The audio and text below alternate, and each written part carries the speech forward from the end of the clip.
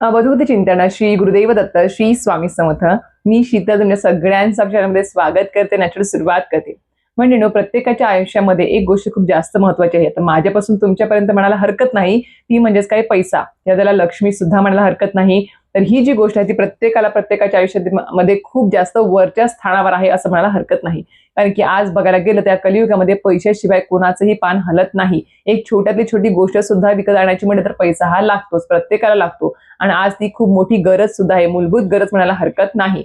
आणि आज बघायला गेलं तर आज एवढी महागाई वाढलेली आहे की त्यासाठी आपण जेवढा पैसा कमवू, जेवढे पैसे आपण साठवून ठेवू तेवढं कमीच आहे. आणि काही काही घरांमध्ये तर असं होतं की बा एक गरज भागवण्यासाठी दुसरी गरज ही म्हणजे आपण त्यासाठी म्हणजे काय करतो बा, एक गरज भागवण्यासाठी आपण दुसरं काहीतरी कर्ज काढतो, ती गरज भागवण्यासाठी तिसरं कर्ज काढतो. असे पण काही कुटुंब आहेत की असं करत करत त्यांच्या डोक्याचं कर्ज वाढत चाललेलं आहे. त्यामुळे त्या कर्जातून मुक्त व्हायचं आहे त्यांना. सोबत घरामध्ये आर्थिक परिस्थिती सुधारायची असेल किंवा घरामध्ये लक्ष्मी येते आहे, पगार पाणी येतो आहे, सोनं चांदी धन धान्य सुख समृद्धी ऐश्वर्य सगळं काही येत आहे, पण ते घरात टिकत नाही आहे. त्याला चंचल लक्ष्मी म्हटलं जातं. ती चंचल लक्ष्मी तुमच्या घरामध्ये असेल, ती घरात स्थिर स्थावर होत नाही आहे. आणि सोबत म्हणायला गेलं तर पूर्ण बघायला गेलं तर सगळ्या बाजूनी आपली आर्थिक परिस्थिती सुधारावी, आपली आर्थिक भरभराट व्हावी, यासाठी मी खरं सांगेल आजच्या व्हिडिओमध्ये जी काही सेवा सांगते आहे ती अत्यंत प्रभावी आहे. 100% तुम्हाला ती सेवा जास्त जास्त तुम्हाला ती लाभ देणारी अशी मला हरकत नाही. कारण की आपल्या दिंडोरी स्वामी समर्थ केंद्रातील मार्गदर्शनातून आलेली ही सेवा आहे. त्यामुळे नक्कीच ही सेवा तुम्हाला अत्यंत साधी सोपी आहे, पण खूप जास्त लाभ देणारी अशी ठरणार आहे. तर ही सेवा काय आहे, कशा प्रकारे करायची आहे, नियम अटी काय आहे, त्याबद्दल संपूर्ण माहिती मला आजची व्हिडिओ देणार आहे. नक्कीच व्हिडिओ पूर्ण बघा, स्किप न करता बघा, जेणेकरून तुम्हाला संपूर्ण माहिती व्यवस्थित कळेल. तर मंडळींनो, तुम्हाला सांगितल्याप्रमाणे प्रत्येकाच्या आयुष्यामध्ये पैसा खूप जास्त महत्वाचा आहे. आता पैसा कमवायचा म्हटलं किंवा पैसा आपल्याला जर मिळवायचा असेल तर त्यासाठी आपल्याला कष्ट करणं हे क्रमप्राप्तच आहे. कष्ट याला पर्याय नाही. कष्टाशिवाय काहीच गोष्ट शक्य नाही. मग ते तुमचं शिक्षण असू दे किंवा नोकरी असू दे किंवा काही उद्योगधंदा असू दे किंवा व्यवसाय असू दे, काही असू दे, त्यामध्ये कष्टाला पर्याय नाही. साधा आपण भूक लागली आहे तर आणि आपल्याला कोणी आयतं ताट आणून देणार आहे का? तर नाही. एकदा तुम्ही बाहेर गेले तर पैसे देऊन तुम्हाला खावं लागेल किंवा घरात करायचं म्हणजे तुम्हाला स्वतःला कष्ट करून काहीतरी बनवून तुम्हाला खावं लागेल. तर त्यासाठी सांगते की प्रत्येक गोष्टीमध्ये कष्टाशिवाय पर्याय नाही. कष्ट करायचे आहे, मेहनत करायची आहे, काम करावंच लागणार आहे, त्याशिवाय पर्याय नाही. पण त्याला ज्यावेळेस अध्यात्माची जोड मिळते, त्याला ज्यावेळेस आध्यात्मिक एक म्हणतात एक संस्कार त्या पैशाला किंवा त्या आपल्या मेहनतीला कष्टाला प्राप्त होतो, त्यावेळेस खरं सांगते अखंड लक्ष्मी घरात नांदते. आणि मग तुम्ही कितीही थोड्यातले थोडे जरी पैसे कमवत असाल, पगार पाणी जरी कमी असेल, तरी सुद्धा त्याच्यामध्ये तुमचं सगळं काही भागून पुरतं सुद्धा, एवढं असं सुद्धा आपल्याला त्याचा आशीर्वाद मिळतो माता लक्ष्मीचा. म्हणून सांगते की आपल्याला ज्यावेळेस आपण मेहनत कष्ट करतो आहे त्याच्या जोडीला आपण अध्यात्माची जोड दिलीच पाहिजे. मंत्र स्तोत्र पारायण सगळ्या गोष्टी केल्याच पाहिजे, तरच आपल्या घरामध्ये तो पैसा टिकतो आणि त्याच्यावर योग्य संस्कार देखील होतात. आणि आपल्याला कधी कोणासमोर हात पसरायची वेळ सुद्धा येत नाही, एवढी ताकद त्या अध्यात्मामध्ये असते. म्हणून सांगते की आपण कष्ट करा, मेहनत करा, सगळं काही करा, पण ते प्रामाणिकपणे करा आणि सोबतीला अध्यात्माची जोड द्या, स्वामी सेवेची जोड द्या. सगळं काही चांगलं होतं आणि सगळं काही घरामध्ये अलबेल राहतं आणि आपली संसाराची भरभराट देखील होत असते.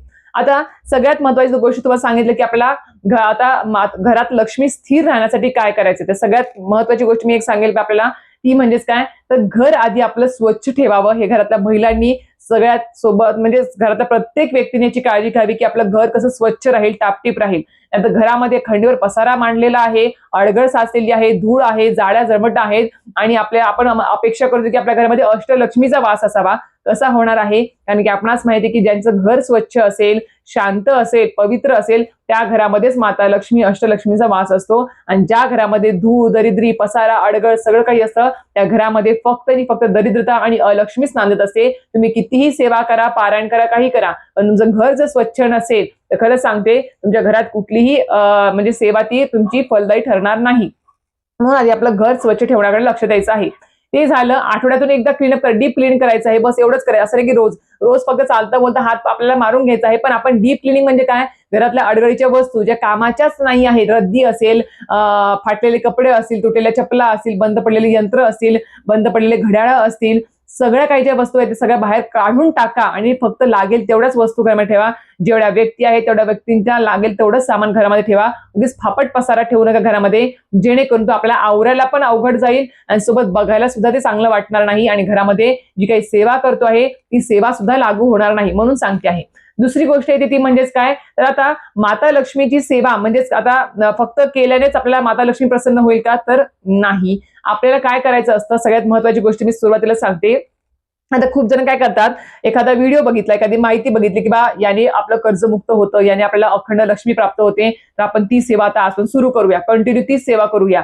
आपण काय होतं, ती सेवा केल्याने कंटिन्यू काय होतं, फक्त तीच सेवा बरं का, ती सेवा रोज केल्याने आपल्याला त्या सेवेचा लाभ मिळतो का, तर नाही. महिन्यानुमहिने निघतात, वर्षानुवर्ष निघतात, पण त्या सेवेचा काही लाभ होत नाही. मग ती सेवा हळूहळू लोक सोडून देतात की त्या सेवेला काही लाभ नाही झाला बाबा, किंवा असंही म्हणतात की तुमच्या सेवेने काही लाभ नाही झाला, काही फायदा पण नाही झाला आम्हाला. कसा होईल? कारण की आपल्याला माहिती असेल की लक्ष्मी प्राप्त करणे किंवा माता लक्ष्मीला प्रसन्न करणे एवढं साधं सोपं नाही आहे. तुमच्या आणि त्या माता लक्ष्मीच्या तुम्ही सेवा जी करत आहात आणि त्या सेवेने तुमच्या आणि त्या माता लक्ष्मीच्या मध्ये तुमचे प्रारब्धाचे भोग येत आहेत, पाप येत आहेत, कर्म येत आहेत, त्याच्यामुळे तुम्हाला ते पुढे जाऊच देत नाही आहे माता लक्ष्मीपर्यंत, किंवा माता लक्ष्मीचा आशीर्वाद सुद्धा तुमच्यापर्यंत येत नाही आहे. मग त्यासाठी काय करावं लागतं, आपल्याला रोज नित्य सेवा करणं क्रमप्राप्त आहे.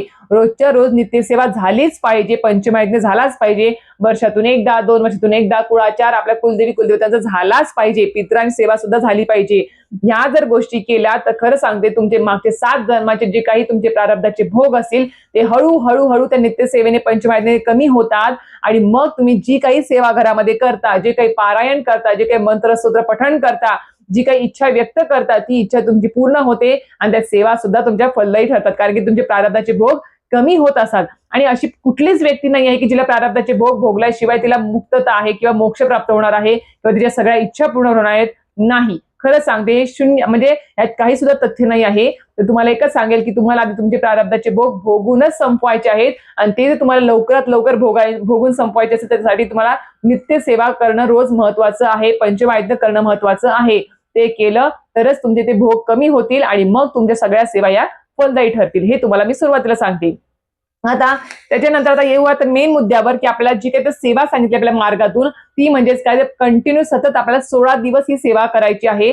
या सेवेमध्ये जास्त काही वेळ लागणार नाही आहे, फक्त 5 ते 10 मिनिटं तुम्हाला लागणार आहेत आणि ते मोजून तुम्हाला काढायचेच आहेत रोजच्या रोज.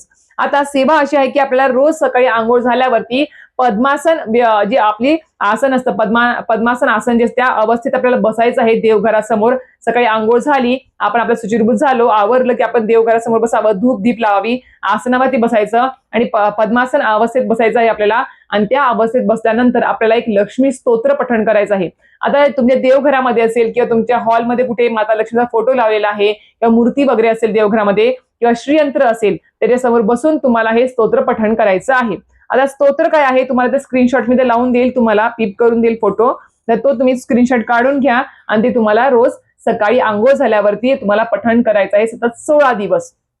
आता स्तोत्र काय आहे, त्रैलोक्य पूजिते देवी कमले विष्णु वल्लभे यथा त्वमचला कृष्णे तथा भवमयी स्थिरा ईश्वरी कमला लक्ष्मी अचला भूर्त हरिप्रिया पद्मा पद्मालया संपदुच्चे श्री पद्मधारिणी द्वादश अतानी नामानी लक्ष्मी सपूज्य पठेन स्थिरा लक्ष्मी भवेत स्व पुत्रदारिभी सह. असं हे स्तोत्र आहे, संस्कृत मध्ये आहे. थोडं हळूहळू वाचा, शब्द व्यवस्थित वाचा. आता याचा अर्थ काय आहे खूप लोकांना कळणार नाही, त्याचा अर्थ सुद्धा तुम्हाला सांगते, कारण की आपण जी काही सेवा करतो आहे त्याचा अर्थ कळणे, महत्व कळणं खूप गरजेचं आहे. मग आपण ती सेवा अजून जास्त मन लावून करत असतो. आता या स्तोत्राचा अर्थ काय आहे, तर हे देवी जी तिन्ही लोकांमध्ये पूजली जाते, हे कमळासारखी सुंदर भगवान विष्णूंची प्रिय, जशी तू भगवान विष्णू यांच्या जवळ सदैव स्थिर आहेस, तशी माझ्या जीवनातही कायम स्थिर राहा. हे ईश्वरी कमला लक्ष्मी, जी भूत प्राण्यांना प्रिय आहेस, तू कमळावर वास करणारी आणि संपत्ती देणारी आहेस. जो मनुष्य तुझे हे 12 नामे भक्तीने म्हणतो रोज, त्याच्या घरी लक्ष्मी, धन, समृद्धी कायम स्थिर राहते आणि त्याला कुटुंब, पुत्र, सुख, समृद्धी सर्व काही प्राप्त होतं. अशा प्रकारे या स्तोत्राचा अर्थ आहे. म्हणून सांगते की याच्यामध्ये 12 नावं लक्ष्मीने दिलेली आहेत. या स्तोत्रामध्ये रोज सकाळी आंघोळ झाल्यावर तुम्हाला हे स्तोत्र म्हणायचं आहे. माता लक्ष्मीच्या फोटो समोर, मूर्तीसमोर किंवा श्रीयंत्रासमोर आपल्याला नक्की हात जोडून मनोभावे श्रद्धेने म्हणायचं आहे. आणि कुठलीही सेवा करत असताना विश्वास ठेवून ती सेवा करणं खूप जास्त महत्वाचं असतं. आता मी तुम्हाला ही सेवा सांगितली की आपल्याला ही लक्ष्मी प्राप्तीची सेवा आहे, डोक्यावरचं कर्ज निवारण्याची सेवा आहे. घरात लक्ष्मी चंचल असेल तर ती सुद्धा स्थिर होऊ शकते, आर्थिक परिस्थिती देखील आपली सुधारू शकते आणि घरात अखंड लक्ष्मी देखील नांदू शकते.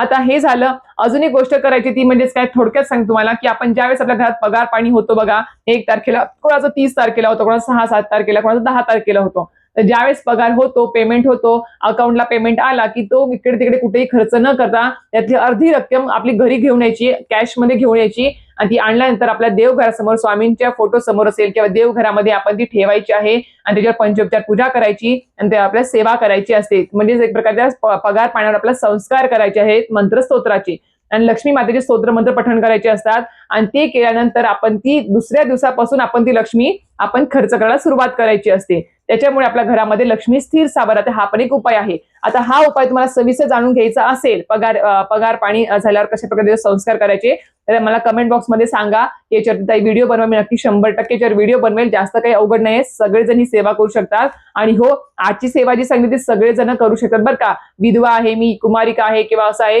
काही नाही, सगळेजण ही सेवा करू शकतात. ज्यांना लिहिता वाचता येतं ते सगळेजण ही सेवा करू शकतात. पण या सेवेसोबत मी तुम्हाला एकच सांगते की 100% खंड न पडता रोज नित्य सेवा झालीच पाहिजे, पंचमायज्ञ झालाच पाहिजे, कुळाचार देखील झाला पाहिजे.